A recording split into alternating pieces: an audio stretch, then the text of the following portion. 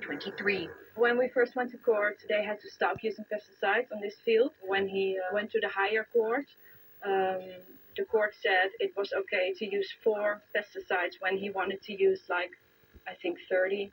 Of course, it's a big first step, but still, like, I don't know what the effect of these 4 substances is. One substance might be tested safe, but the cocktail of these 4 substances together, we don't know what the effect is. This retired Belgian professor began sounding the alarm years ago. In 2018, Bruno Schiffers took urine samples from 42 florists and proved that this profession is particularly affected. His work was used by the lawyer of a former florist in France who managed to have her daughter's death recognized as being caused by prenatal exposure to pesticides. What I hope, of course, is that this case and this judgment will allow progress to be made, and also perhaps to take measures to restrict their use. It should be noted that since these are not products that are consumed like fruits and vegetables, there are no so-called MRL standards, or maximum residue limits, which are imposed by Europe for fruit and vegetables. Johanna first started to have doubts 15 years ago.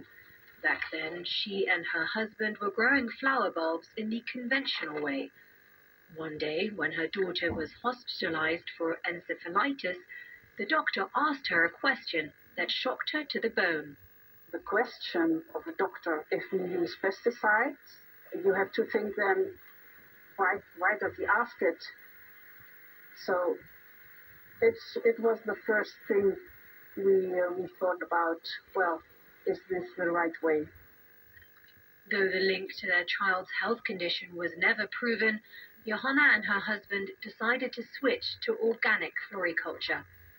Changing their ways in a sector in which the use of pesticides is so deeply rooted was challenging. That were really hard years, and they cost a lot of money. There's going a lot of money around in bulb growing, so when you miss a harvest, it's really heavy. It was really hard because it's in your head.